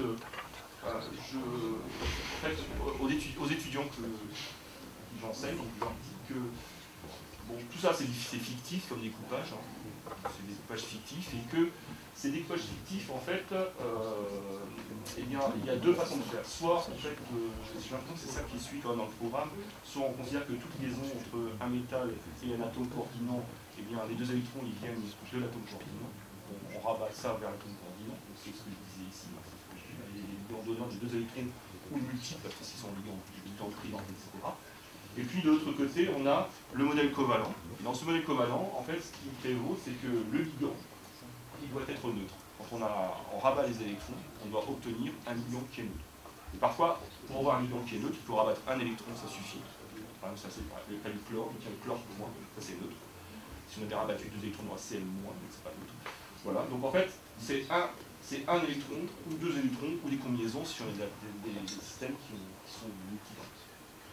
Après, le nombre d'oxydation, la nombre d'oxydation ici, ça découle en fait, c'est la charge qui reste sur le métal, quand on a fait ça, et en tenant compte de la charge globale du complexe aussi. Et puis là, ici, ça revient finalement dans le cas du modèle covalent. On dira, les étudiants viennent dire prendre une petite formule, par exemple, somme d'éléments X plus Q, c'est bon, hop, et ils appliquent ça. Bon, en gros, ici, c'est chaque fois qu'un métal, dans cette théorie-là, chaque fois qu'un métal s'associe avec un ligand à un électron, le métal doit aussi en fournir un, donc du coup, il va s'oxyder, donc ça déjà, ça veut dire qu'il y a déjà des processus comme ça. Et puis ici, le métal, il est aussi positif, c'est qu'il n'est pas compensé, donc du coup, il faut aussi compter ça. Voilà. Donc ici, par exemple, sur ce cas de complexe totalement au hasard, ici, du titane avec ces systèmes-là. Le titane, donc, en théorie, donc, en modèle covalent, on considère le métal 0 valent au départ. J'ai fait du 3D4. C'est pareil, on va en chimie, en métallique, en gros, on regroupe les électrons S et les électrons D. Voilà, on dit que les niveaux ne sont pas très différents. Donc voilà. Ça c'est pas évident à faire passer aux étudiants entre L2 et L3. Entre L2, voilà. Donc là, 3D4 entre guillemets. 4 électrons. Après vous avez 2 ligands en phosphine, donc qui sont neutres avec leur doublet. 4 ligands méthyles qui eux en fait sont neutres grâce au point, c'est les méthyles point qu'on compte, les radicaux méthyles, donc du coup ils sont un électron. Le complexe n'est pas chargé, donc on a 12 électrons. Après l'idée c'est de trouver la même chose de l'autre côté. Donc là en fait c'est une rupture hétérolytique partout. Donc par rupture hétérolytique j'obtiens 4 CH3-, j'obtiens 2 la fossile, et puis ma charge globale est 0, donc en mon titane, directement j'en déduis qu'il y a les 4+. Et si les 4+, le titane a donc un 0,2. Voilà. Et le décompte global est celui-là. Donc là, en fait, la détermination de nombre d'oxydation de ce côté-là, elle se fait en même temps. En fait, c'est ça que j'ai montré à mes étudiants, elle se fait simultanément que le décompte. Alors qu'ici, on compte d'abord, puis après, on détermine le nombre d'oxydation. Bon, là, c'est un autre exemple. C'est un autre exemple que j'ai vu, parce qu'il y a une charge positive. Alors ça, c'est classique. On a toujours un problème, ça, c'est quand le complexe est chargé plus, là, ils ont tendance à mettre plus d'un électron. Je ne comprends pas que ça, c'est d'abord ML5 ici, puis après, il y a un électron de moins. C'est une source classique d'erreur. Là, j'ai choisi des complexes qui sont qui ne sont pas 18 électrons. Voilà. Après, en fait, la règle des 18 électrons, on peut, pour la très une chose qui apparaît, qu'on retrouvera, mais qui en fait n'est pas respectée tout le temps. Pour des raisons d'encombrement, ça, c'est clair ici que dans ce cas-là, par exemple, le titane, c'est classique, c'est à cause de K-unique, donc en fait, ça n'a pas plus d'électrons en soi, donc il faut mettre plein de ligands autour pour arriver à 18 électrons, et en fait, plein de ligands, c'est vite encombré, donc ça ne se fait pas, c'est souvent faible. Après, il y a, donc ça c'est l'encombrement. Après, il y a au niveau des orbitales, ici, on a aussi les remplissages. Quand vous prenez un schéma comme ceci, qui était le schéma vu tout à l'heure avec des donneurs sigma, eh bien ici, vous avez les niveaux ici, qui sont au nombre de 6, qui sont à dominante au niveau des orbitales, orbitales du ion. Ce schéma n'est pas très bien fait, niveau, mais c'est plutôt à dominante du ion, d'accord. Et puis ici, c'est un système qui est non liant. Donc en fait, si c'est non liant, en fait, c'est pas forcément rempli. Donc en fait, le système peut juste satisfaire de 12 électrons et ça suffit. Donc ça, c'est le cas de champs plutôt faibles. Et quand vous avez des champs qui sont... Mais on peut aussi les remplir. On peut avoir 12, on peut les remplir, on peut avoir donc 18 avec la 12 et 6, 18. Et souvent, cet écart-là, quand c'est champs faibles, ben, justement, on peut aussi le dépasser. Et on peut arriver 18, 20, 22 électrons. Ça peut aller jusqu'à 22. Donc ça, par exemple, on retrouvera ça dans des cas de champs faibles. Vous avez ici des attaques complexes qui peuvent aller de 12 en courant stérique jusqu'à système 22 électrons ici. Et puis, là, si on prend du champ fort, justement, on parlait tout à l'heure, dans ce champ fort-là, ici, ce niveau-là doit être rempli maintenant. Il est devenu liant, du coup. Comme il est devenu liant, ici j'ai 9 orbitales pour être de 18 électrons. Et donc, dans cela, on verra que la règle de cet électron est vérifiée. Alors c'est intéressant parce que souvent nos systèmes, nos cycles catalytiques, on verra tout à l'heure, ils ont souvent du CO. Donc on a souvent ce champ fort qui est là. Donc souvent on peut, dans le cycle catalytique, jouer sur la règle des 16-18 électrons. C'est pas toujours le cas, mais je veux dire que c'est souvent pour les exercices. Ici, là on retrouve donc CO, mais on retrouve aussi Cn-, et on retrouve aussi PF3. PF3 tout à l'heure, j'ai dit que PF3 c'est un ligand champ fort, à cause du dépeuplement, à cause du dépeuplement du fluor. Bon, après, ça, c'est pas au programme, mais bon, c'est en fait, si on a compris avec tout à l'heure les polyènes, en fait, c'est un stade plus loin, c'est le ferrocène. Donc là, effectivement, là, maintenant, on a ici un système pi avec 5 orbitales de type 5 orbitales pi, ici, différentes. A1, E1, E2. Et ces orbitales pi, en fait, bon, il faut ensuite les combiner de la 2, parce que là, ce que je représentais, c'est celle du haut, et en fait, il y a aussi celle du bas. En fait, ça devient très compliqué. Voilà. En fait, on a ici tous les jeux, donc des cycles, qui sont considérés 2 à 2. Là. Et en face, vous avez les orbitales du métal qui peuvent se combiner avec. Alors, pour s'en sortir, ce qui est important ici, c'est, si on veut essayer d'élaborer genre à comprendre ça rapidement avec les mains, un petit peu aux étudiants, en fait on passe par les plans nodaux. C'est pas forcément plus facile non plus. Donc ici en fait, ce qui est important, effectivement ici, on a un plan nodal là, un autre plan nodal là. En fait, il faut s'intéresser aux plans nodaux qui vont en fait passer par le futur axe de liaison. Donc l'axe de liaison entre, si je prends mon cyclopentadénide ici, l'axe de liaison il est là. Donc on prend tous les plans nodaux qui comprennent cet axe de liaison. Celui qui serait perpendiculaire à lui m'intéresse pas. Et donc en fait ici, ça définit les futurs systèmes pi. Donc ça, on aura un vraiment pi comme ceci, comme ça. On verra tout de suite. Donc là on a un plan nodal comme ça, un autre ici dans ce cas-là. Et puis sur ces autres systèmes pi, plus haut énergie ici, on a 2 plans nodaux. Et ces 2 plans nodaux là, ils ont une intersection, et cette intersection c'est l'axe de la liaison. Et donc ça définira les futurs orbitales delta. Voilà. Donc le pi ici, voilà, et puis le delta, qui comprend bien, je pense que c'est clair, les mouvements sont... Tout ça après, ça donne lieu au diagramme d'orbital moléculaire. Donc du ferrocène. C'est pas possible de tracer, c'est juste. Alors j'ai mis les couleurs, tout ça, pour bien repérer les choses. Enfin, c'est important, les couleurs. Alors, en fait mon cours, j'ai beaucoup de problèmes à préparer ce cours-là, parce que je fais mon cours beaucoup de tableaux. Donc il y a des choses pas mal sur le transparent, là, parce que je me suis dit, ça n'a pas le temps, là. Mais par contre, ces choses-là, je les fais quand même sur transparent. Et ça, il y a beaucoup de choses, la règle des électrons, là, je fais ça sur le tableau. Bon, du coup, voilà. Donc voilà à quoi ça ressemble, et donc finalement, le remplissage, donc, Ça, c'est le cas du ferrocène. Alors évidemment, j'ai oublié de dire qu'on a pris un ferrocène, ce qui aurait pu aussi étudier le ferrocène. Là, c'est un exemple du ferrocène qu'on étudie ici. Bon, là, on retrouve quoi? On retrouve le remplissage, donc 2, 4, 6, 8, 10, 12 électrons. Donc ça, ce sont les électrons essentiellement sur l'orbital, la dominante ligand. Donc on est bien là, donc c'est des ligands, là, c'est des phases. Et là, on a ici les orbitales à dominante métal, qu'on retrouve au milieu.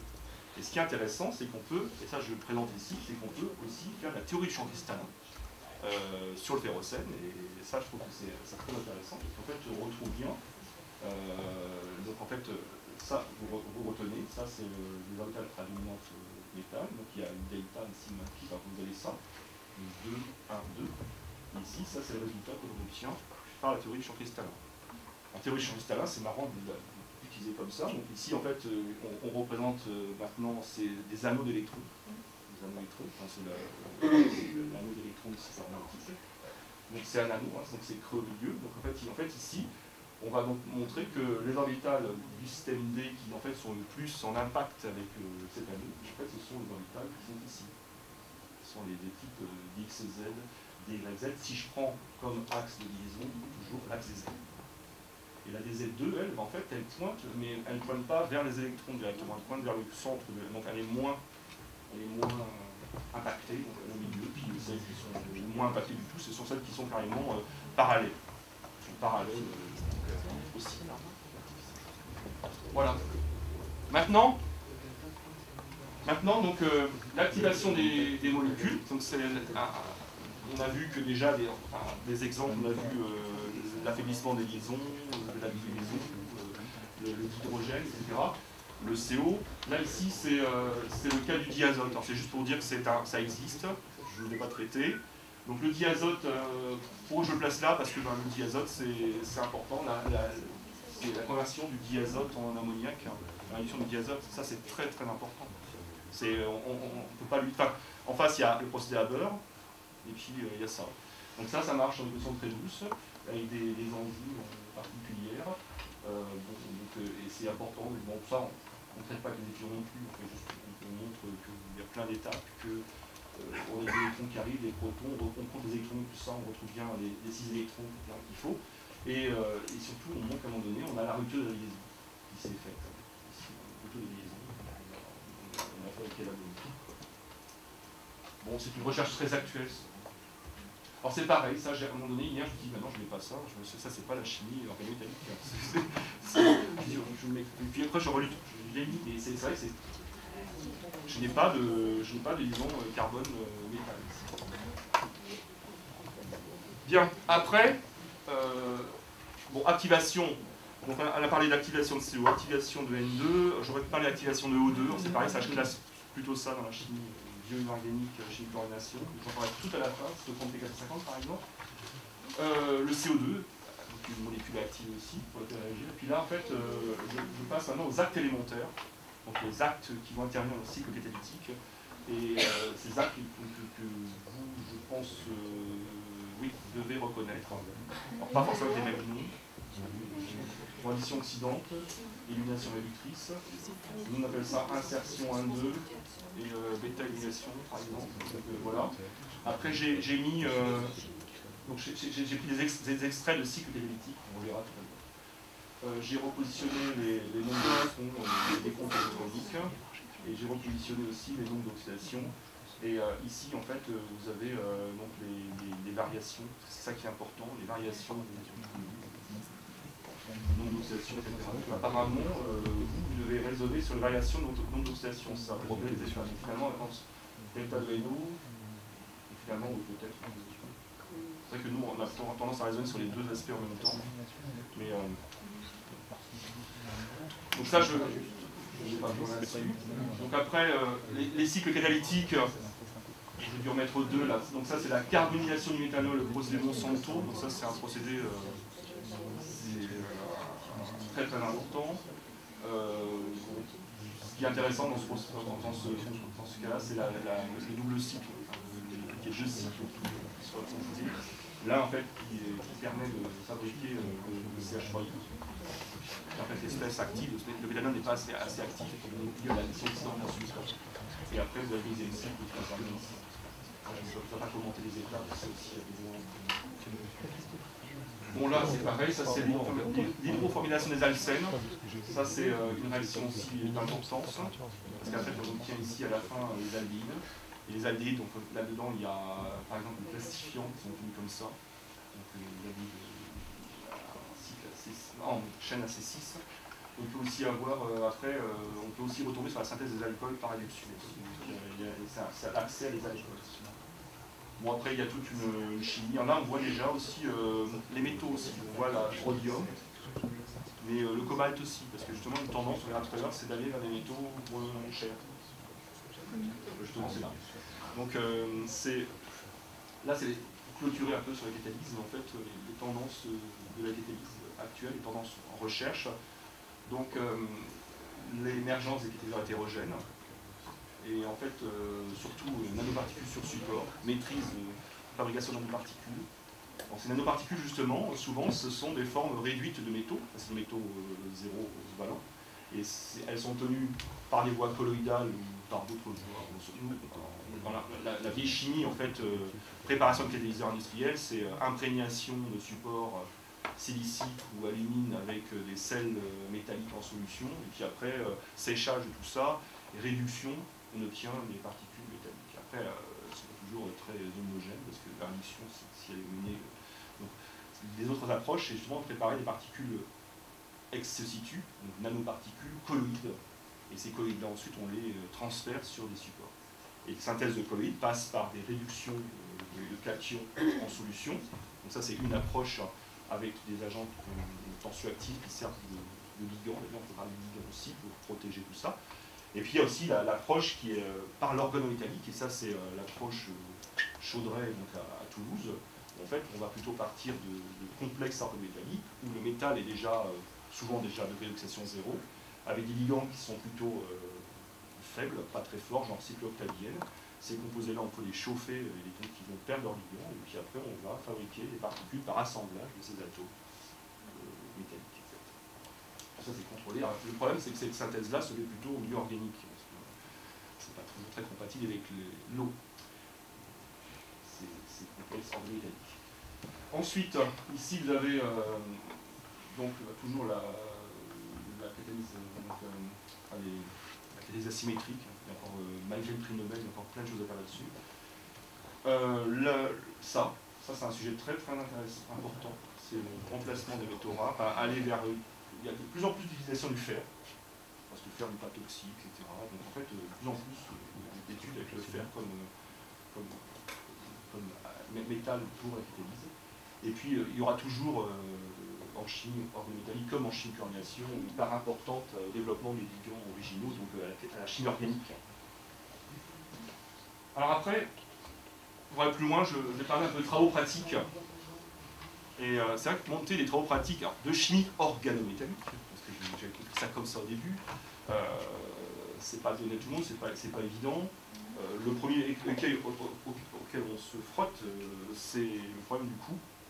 Le précurseur métallique, j'ai vu des descriptions de microchimie. C'était de la microchimie, dans l'actualité chimique, c'était il y a quelques années, il y avait une manip, c'était avec du rhodium. Sauf que le rhodium, c'est un des métaux les plus chers, donc ça peut être microchimie, c'est quand même pas évident.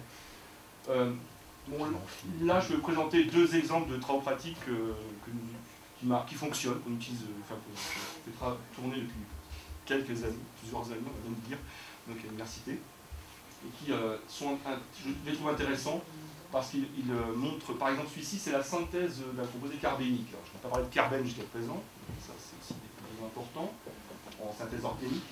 Donc en fait, c'est ce qu'on appelle le carbène de Fischer ici. Ce carbène de Fischer, en fait, il se synthétise à partir du hexacarbonate tungstène, que j'ai un peu développé ici.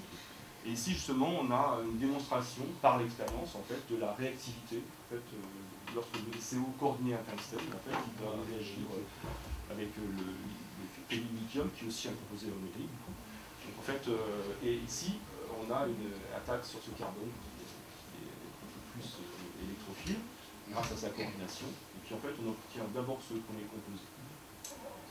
Puis après ce premier composé là, qui va en fait évoluer, j'ai raccourci les étapes, en fait il y a, au départ la charge moins elle est sur le tungstène, mais en fait comme le lithium est un cation dur, en fait la forme stabilisée c'est celle-ci.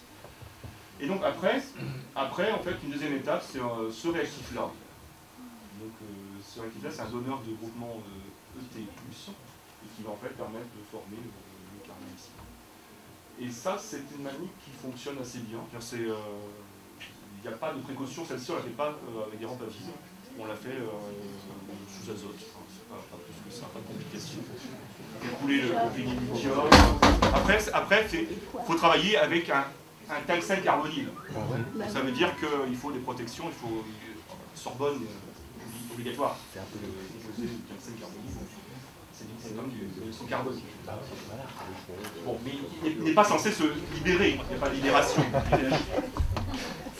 Après, mais ça c'est intéressant, après, vous trouverez des manifs où en fait on fait de la substitution de ligand, c'est tout, on substitue un ligand par un autre, puis ben voilà, c'est pas spécialement intéressant. Ça, c'est, on fait réagir, le ligand il est activé, il réagit, on obtient une nouvelle espèce, et dans ce TP là, nous on va jusqu'à utiliser cette espèce là pour faire de la polymérisation, parce qu'en fait, on peut faire de la polymériser le nordornène, qui est un alcène cyclique.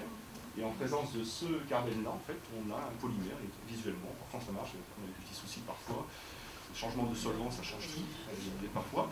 En fait, on a un polymère qui se forme, et ça, c'est une séance de TP 4 heures. Mais ça peut être partagé en deux, c'est-à-dire qu'on peut préparer le carbène en 2 heures, et puis on peut faire le reste. Là, il y a de la caractérisation. Alors la caractérisation ici, ben, au niveau infrarouge, on peut, mais ça c'est pas très facile, il faut faire appel à théorie des groupes pour dénombrer le nombre de bornes infrarouges que l'on voit, mais bon c'est faisable.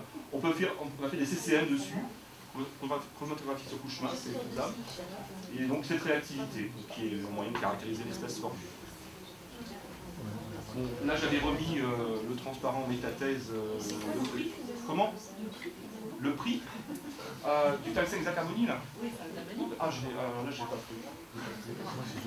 C'est très bien, parce que souvent je demande des étudiants de calculer le prix de manip. Je ne l'ai pas fait là. Je l'ai pas fait. Je vous le redirai après. D'accord.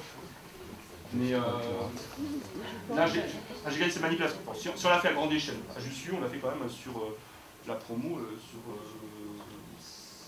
c'est de la L3, donc c'est entre 150 et 200 étudiants. Donc en fait, ça veut dire qu'on est sur un binôme. Mais bon, ça veut dire quand même que c'est quelque chose qui est faisable, le service n'est pas difficile, etc. Bon, c'est faisable à grande échelle, on va tester. Et ça marche depuis plusieurs années, déjà je pense que c'est un gage. Le taxe est hexacarbonyle, là? Le gramme.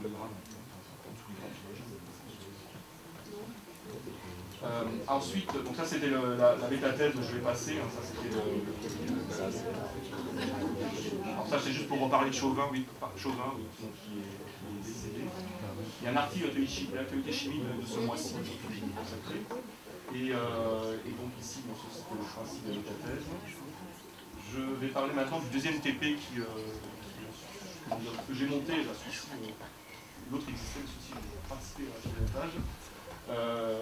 Quelques années, c'est la synthèse d'un analogue, d'un complexe analogue de la vitamine B12, dont j'ai parlé tout à l'heure, dans la chimie bio-organique. Donc en fait, dans la littérature, on trouve en fait un complexe analogue. C'est un analogue qu'on peut fabriquer. Donc c'est un complexe cobalt. Alors c'est du cobalt 3.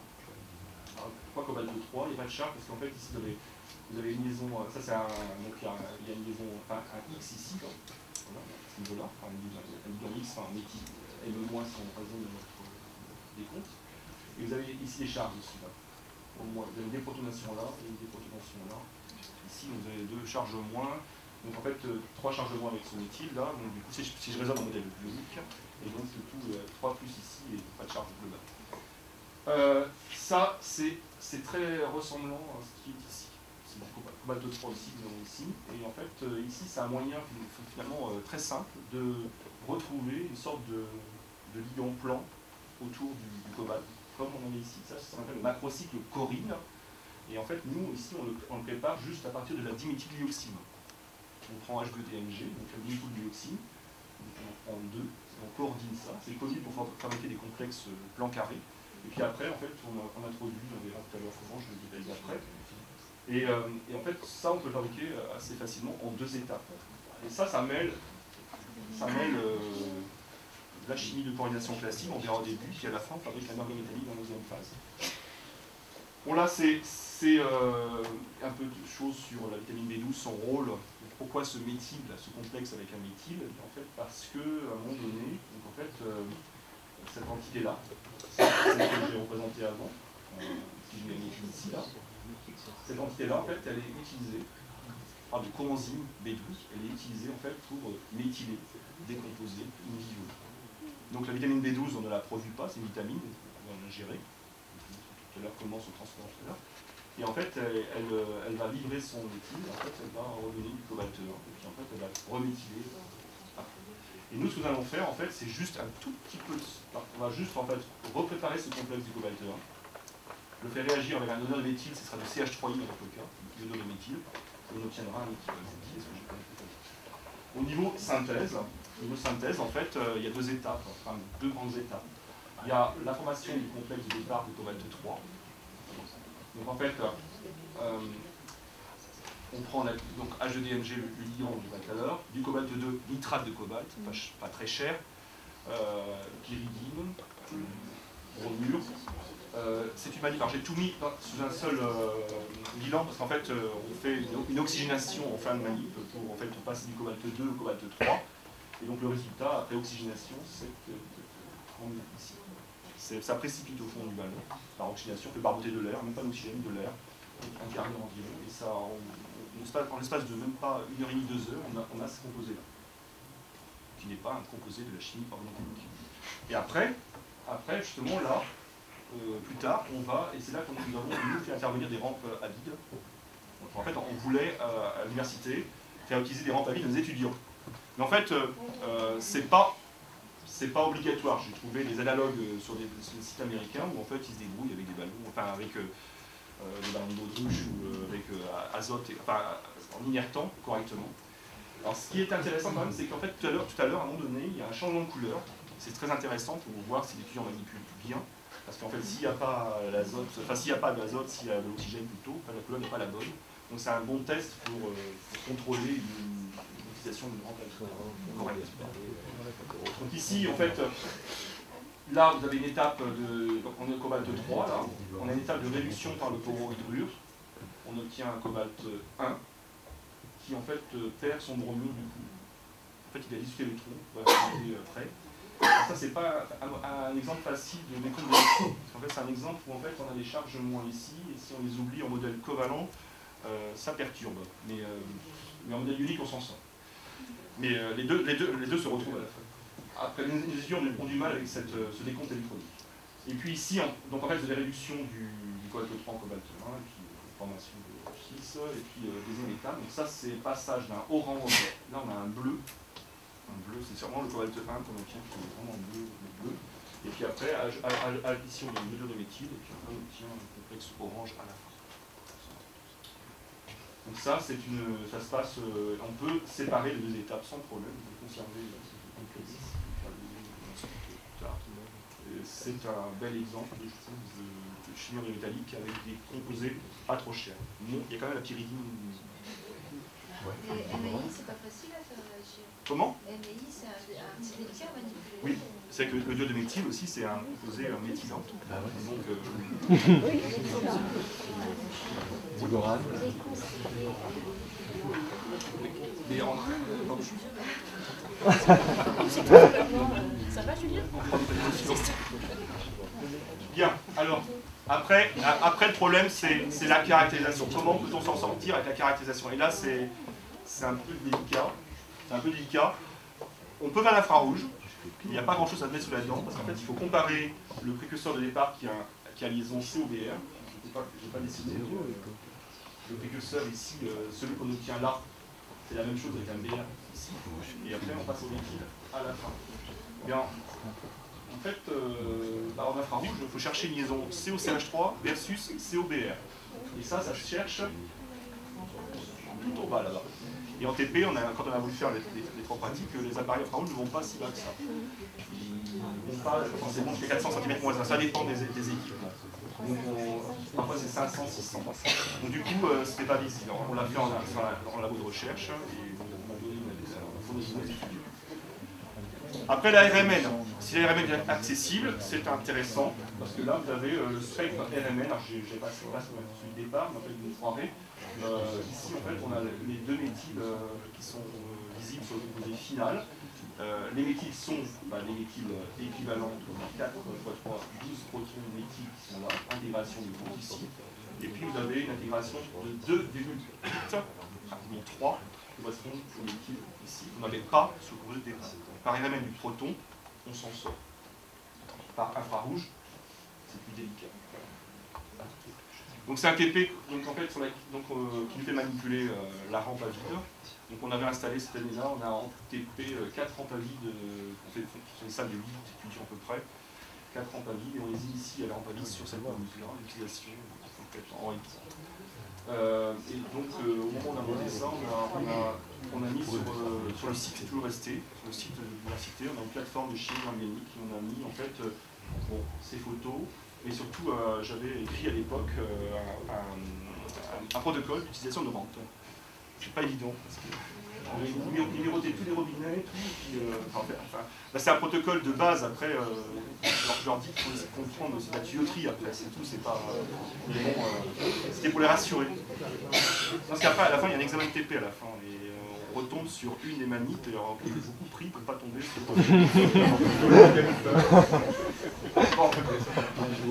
Alors au niveau TP, je ne présentais que 2 des TP. Après, si on parle chimie de coordination, il y a des TP très intéressants sur le cobalt-salène, par exemple. Le cobalt-salène avec capture de dioxygène. On a des petites manières, on mesure de consommation de dioxygène. Ça se fait très très bien. Les salènes, ça synthétise facilement. C'est une manip qui marche très très bien. Je ne l'ai pas présenté parce que ce n'est pas de l'orgue métallique, mais je pense que, vu ce que j'ai vu dans le programme, je pense que c'est faisable. En fait, on fait un petit montage volumétrique, on met de l'oxygène, et puis en fait, on fait des déplacements d'eau, en fait. Des chimies, on remplit une burette, et puis on voit. Après, il faut pas mal de cobalt-salène. Mais c'est pas cher. En fait, chez nous, on ne l'a pas fait exprès, mais la plupart de nos manips sont sur le cobalt. Enfin, il y a plein de manips sur le cobalt. Après, si on veut chercher d'autres idées d'expérience, en fait, évidemment, Journal of Chemical Education, on y trouve des choses très très intéressantes. Et puis après, il existe une littérature, on va dire, secondaire. Donc, celui-ci, je n'ai pas lu. Celui-ci, j'en avais fait une recension il y a quelques années dans l'atelier de chimie, donc je l'ai lu en détail. Et donc, il y a de tout, c'est très général, donc il n'y a pas beaucoup d'exemples de chimie organique. Quand il y en a, c'est un peu cher des fois. Par contre, on y retrouve le salène, le cobalt-salène aussi, enfin, le classique. Même, je pense aussi, la cobalt. D'ailleurs, aussi sur Rouge, un bouquin de Artero, là, il semble que ça se trouve chez Herman. Voilà. Eh bien, c'est mon dernier transparent. Moi, je l'ai mis là parce que, en fait, j'étais frustré un petit peu dans cette présentation. Je ne pouvais pas parler du tout d'activation du dioxygène. C'est un sujet sur lequel je travaille beaucoup, enfin, des oxydations.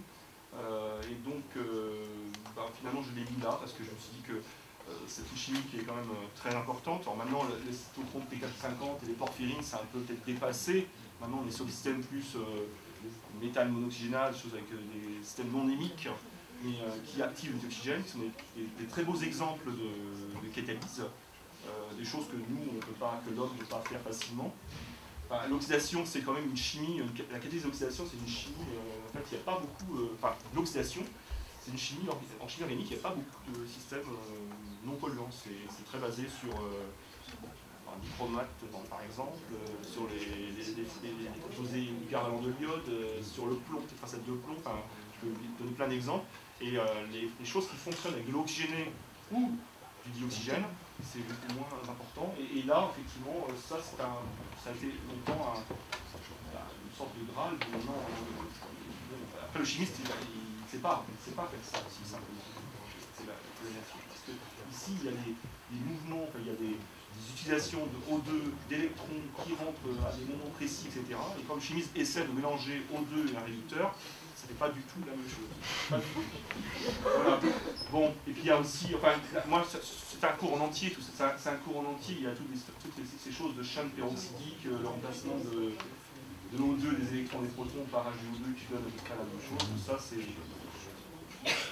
toute une histoire de chimie de coordination qui aurait pu être aussi évoquée. J'ai vu que, pourquoi je parle de ça? Parce que j'ai vu que dans le programme, on évoquait à la fin, il me semble, on pouvait, au niveau approche documentaire, il me semble, parler de... Je l'ai lu. Bon. Donc maintenant, pour conclure, en fait, dans l'échange de mails que j'ai eu avec Jean-Bernard, en fait, on avait évoqué des questions. J'ai remis les questions. C'était quels sont les outils indispensables, concepts, méthodes, instruments, quels sont les concepts centraux pour idéal, et puis quels sont les pas de jeu. Donc en fait, je pense qu'on a répondu. Je pense qu'on est tous d'accord pour dire que les diagrammes d'orthomoléculaires sont importants, très importants pour ce type de chimie, pour la connaissance des ligands, leur réactivité et les complexes obtenus. Les spectroscopies infrarouges et RMN, je pense que ce sont des choses qui sont apportées tous quand on peut faire des exercices avec ce type de choses, à défaut de faire des TP. La diffraction dynamique, ça, je ne sais pas quel est l'état des connaissances, je ne sais pas. Voilà. Quels sont les concepts centraux? En fait, on a bien dit compréhension de la liaison métal-ligand, mise en évidence de l'activation des ligands, des décomptes d'électrons, donc d'oxydation. Et puis, moi, ce qui me pose problème, c'est, en fait, que vous, c'est plus facile pour vous, c'est faire le lien avec la chimie organique. Je pense que chaque fois que c'est possible de faire le lien avec synthèse organique, par exemple, nous, on ne traite pas, chez nous, les couplages carbone-carbone ne sont pas traités en chimie organique. C'est traité en chimie organique. C'est historique, je pense que... Et donc, peut-être que vous, justement, vous pouvez passer de l'un à l'autre. Après, quand je dis nous, c'est pas que nous, c'est dans les journaux, les couplages carbone-carbone de type Spinozza-Chirac, etc., c'est plutôt dans Georg-Ken que dans les journaux de catalyse. Bien, et les applications, moi j'ai parlé beaucoup de catalyse, parce que j'ai rebondi sur ce mot, mais évidemment, il y en a d'autres, et je pense que mes collègues le feront mieux que moi. Et puis, le travail sur l'atmosphère inerte, pas boîte à gants quand même, mais rampe à vide. Mais je ne sais pas non plus complètement interdit, rampe à vide. Je pense que c'est quelque chose qui est intéressant. À défaut, on peut s'en sortir avec un bon inertage et une certaine expérience. Voilà. Je vous remercie.